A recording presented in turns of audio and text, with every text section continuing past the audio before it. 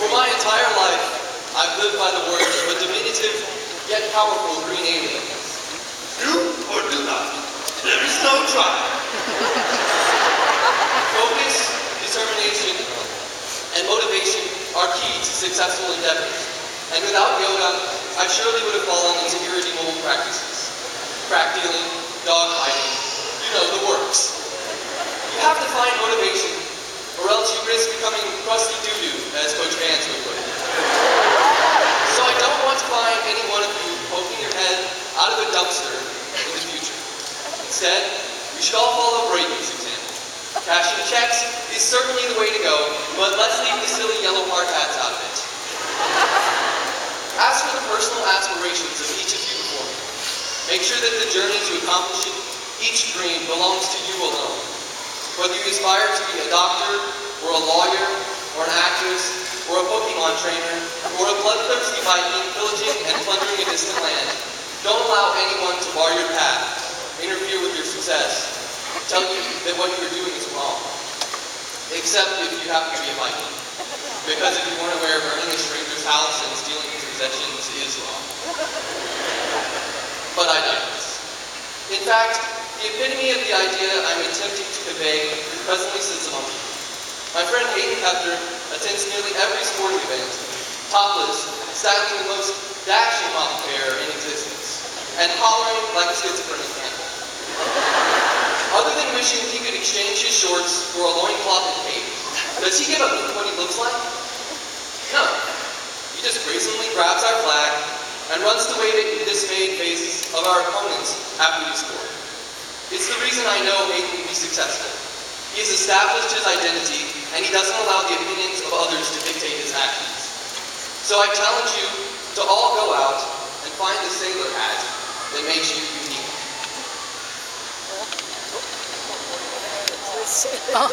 And then carry it like there's no tomorrow.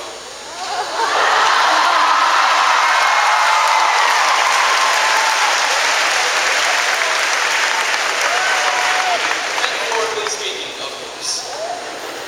Yet let us not forget the special people who have pointed us in the direction which we will begin on our separate journeys.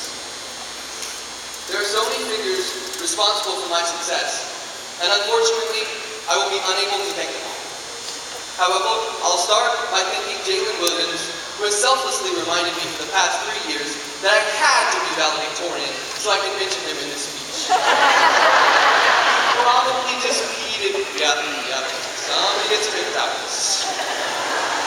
I'd also like to thank all the administrators for keeping me in line each year. Mr. Ray, my gallon to make sure that it's not yep, still water. Mr. Privy instilling me within a sense of fear to keep me subdued. The creature on his upper lip is truly frightening.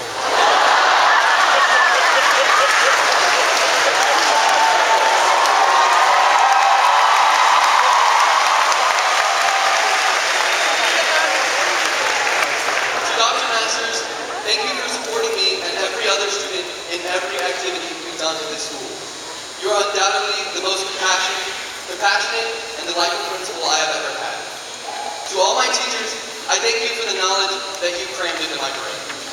To Ms. Bird, the same, but also thank you for the most inspiring classes of my life and for not killing me after the pickle electrode explosion. That was Cameron's fault, I swear. To my friends, thanks for not abandoning me, even though you may have referred to me as Willie Free the Hermit behind my back. I will miss all of you more than you will ever begin to realize. To Mommy and Daddy, thank you for all the support you have given me, even if your encouraging remarks didn't change this year to, why did you forget about that homework, dear? And, son, you really shouldn't bother studying for that AP exam. I definitely do not tell you enough, but I love you both, little brother and big sister, more than you could possibly imagine. But I must admit, my biggest thanks goes to the sidewalks. Thanks for keeping me off the streets.